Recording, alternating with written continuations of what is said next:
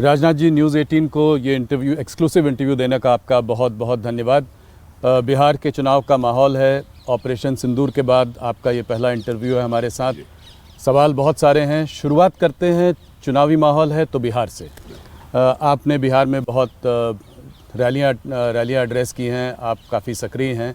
सबसे पहले ये जानना चाहेंगे कि आप क्या माहौल देख रहे हैं। कल पहले राउंड का मतदान हो चुका है, रिकॉर्ड टर्नआउट रहा है, करीब 65% का टर्नआउट रहा है। तो क्या देख रहे हैं आप, कितनी सीटें देते हैं आप अपने एनडीए को? वैसे हम लोगों की जो सार्वजनिक सभाएं हो रही हैं उसमें जो पब्लिक का रिस्पांस जिस प्रकार से प्राप्त हो रहा है, उसे देखते हुए मेरा स्पष्ट मत है कि सरकार तो बनेगी जी, लेकिन 2/3 की मेजॉरिटी भी एनडीए को हासिल हो सकती है। 160 से ज़्यादा सीटें। 160 से ज़्यादा सीटें। ये सवाल बार बार पूछा जा रहा है, आपका मुख्यमंत्री चेहरा स्पष्टता से बताइए कौन है? नीतीश कुमार मुख्यमंत्री बनेंगे, 5 साल रहेंगे? देखिए, उन्हीं के नेतृत्व में चुनाव हो रहा है जी, स्वाभाविक है कि वो होंगे। डिप्टी सीएम एक भारतीय जनता पार्टी का, एक चिराग पासवान की पार्टी का, ऐसा मत बनेगा? अब जो कुछ भी होगा भविष्य में, वो सभी लोग मिलजुल कर उसको बैठकर तय करेंगे कि क्या करना क्या नहीं करना। राजा जी, एक मुद्दा जो आप लोग शुरू से लेकर चल रहे हैं वो है कि बिहार में लालू के उसमें जंगल राज का मुद्दा, कि पहले गुंडागर्दी थी, जंगल राज था।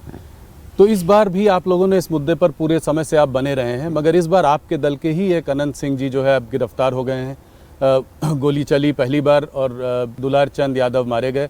इसके बारे में आप क्या कहना चाहेंगे? हो सकता है 1-2 घटनाएं ऐसी हो जाती हैं, लेकिन इसके कारण किसी को ये नहीं कहा जा सकता कि वह फला व्यक्ति जो है माफिया है या ये है वह है। ये तो कुछ सामाजिक जीवन में कभी कभी कुछ व्यक्तिगत नाराज़गियाँ भी होती हैं, इसको इनकार नहीं किया जा सकता है। लेकिन सब मिला जुला कर पूरा प्रिकॉशन हम लोग लेते हैं कि जिनकी छवि साफ सुथरी हो, क्लीन इमेज के जो लोग हैं, उन्हीं को प्रत्याशी बनाया जाए। सावधानी ये बरती जाती है, लेकिन हो सकता है इतनी बड़ी जमात जहाँ पर है जी, कहीं पर यह चूक हो भी सकती है। इस संभावना को भी मैं नकारता नहीं हूँ। राहुल गांधी इस चुनाव में लगातार कैनवसिंग कर रहे हैं, कैंपेनिंग कर रहे हैं। एक समय में जैसे जैसे चुनाव पास आता गया, अटैक थोड़े पर्सनल होते जा रहे थे। उन्होंने कहा कि मोदी जी वोटों के लिए कुछ भी कर सकते हैं, बोलेंगे तो स्टेज में वोटों के लिए नाच भी देंगे। थोड़ा छठ के समय में भी उन्होंने ऐसा बोला कि उन्होंने यमुना में डुबकी नहीं लगाई, एक सैनिटाइज पॉन्ड में जो है जाके उसके सामने छठ मैया की पूजा कर रहे थे। कैसे देखते हैं इस तरह के रिमार्क्स को आप? मैं समझता हूँ कि इस प्रकार के रिमार्क्स का कोई औचित्य नहीं है, और नौटंकी का प्रश्न यहाँ तक है। मैं समझता हूँ देश अच्छी तरह इस बात को समझता है कि मोदी जी के साथ इस प्रकार के आरोप किसी भी सूरत में चस्पा नहीं होते। वो बहुत ही सीधी और सपाट बात जनता के सामने रखते हैं।